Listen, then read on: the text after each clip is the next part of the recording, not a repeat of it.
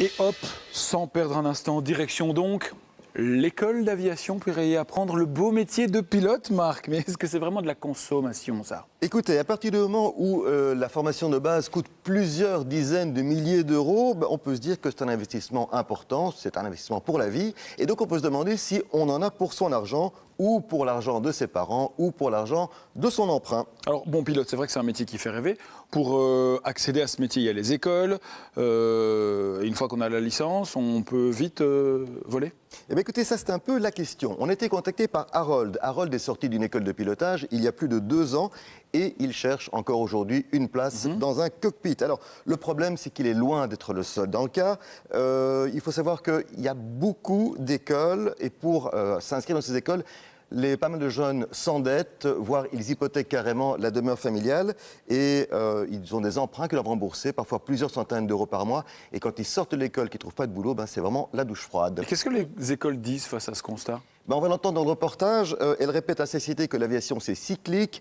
Il y a 7 ans, pendant 7 ans, ça va pas très bien. Puis les années suivantes, ça va beaucoup mieux. Or, justement, l'année prochaine, en 2015, ça devrait redécoller. En même temps, on comprend que les écoles ne disent pas le contraire, puisque je vous disais, il y a beaucoup d'écoles sur le marché. Certaines luttent parfois pour survivre, et donc elles ne vont pas faire fuir les élèves en leur expliquant qu'il n'y a pas beaucoup de débouchés. En attendant, le temps passe pour les anciens qui sont sortis. Oui, à mi-voix, il faut savoir que certains expliquent que passé 30 ans, vous n'avez plus beaucoup d'espoir de trouver un boulot, puisque les compagnies vont préférer plutôt prendre des élèves fraîchement diplômés qui ont une formation plus récente. En attendant, on a rendez-vous avec Harold, direction le tarmac de l'aéroport de Charleroi. Comme pas mal de monde, Harold rêvait de devenir pilote de ligne. Après avoir terminé ses études secondaires, il a donc commencé la formation. Trouver une école n'a pas été un problème. Elles sont nombreuses en Europe, une demi-douzaine rien qu'en Belgique. Seul souci, il a dû payer 70 000 euros. 2 ans et 4 mois plus tard, il a sa licence en poche et c'est là que les ennuis commencent.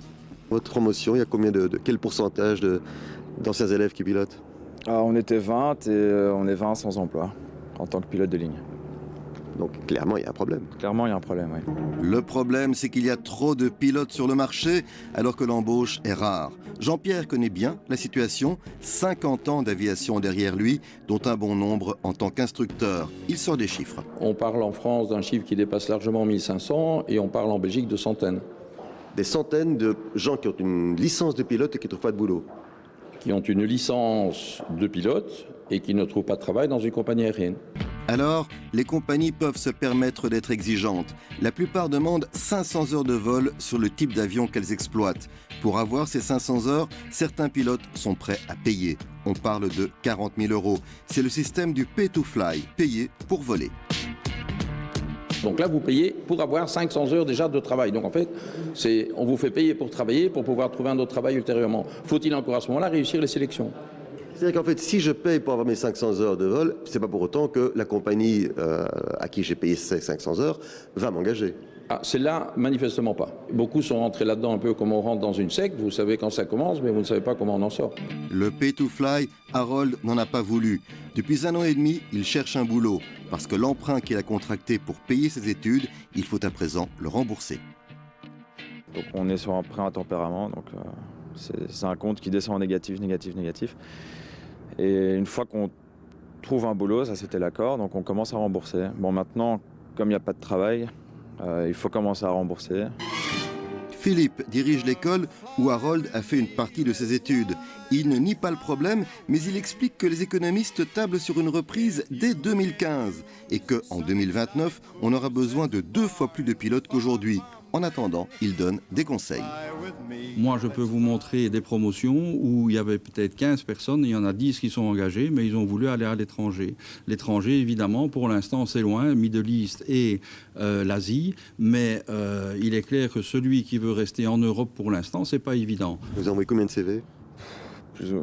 Plus ou moins 300, je veux dire, dans le monde entier. Donc, non seulement en Belgique, en Europe, mais aussi sur les marchés asiatiques et africains, au Moyen-Orient. On vous répond? On ne m'a pas répondu la première année. Depuis 6 mois, on observe que les compagnies commencent à répondre, même si c'est des réponses négatives. Devenir pilote serait-ce donc le meilleur moyen pour se retrouver sans emploi, tout en claquant le prix d'un petit appartement? On s'en doute, le directeur de l'école n'est pas du tout de cet avis. C'est maintenant qu'il faut venir parce qu'une formation dure 2 ans et d'ici 2000, si les gens commencent maintenant en 2014, en 2016, ils auront terminé et là on va pleurer après des pilotes. Vous, vos enfants, vous leur conseilleriez, vous leur suggériez de devenir pilote ? Mais ils volent tous les deux, mais mon fils a d'abord décidé de faire des études d'ingénieur et puis on verra. Harold, lui, a bien l'impression que devenir pilote, c'est un peu une loterie. Mais il espère bien un jour remporter le gros lot, une place dans le cockpit de ce 737.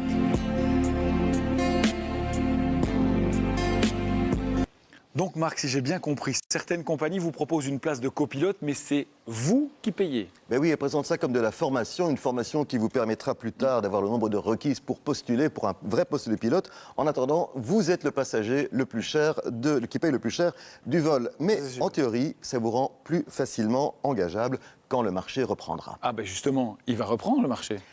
Excellente question. C'est pour oui, ça que je vous il la va pose. reprendre, mais on ne sait pas quand. Ah. En fait, la réponse à cette question dépend un peu de qui la formule, cette réponse. Alors, les fabricants, eux, ils sont forcément optimistes. Ils tablent sur un doublement du nombre d'avions d'ici 2029. On voit tout de suite les jolis petits schémas qu'ils nous font.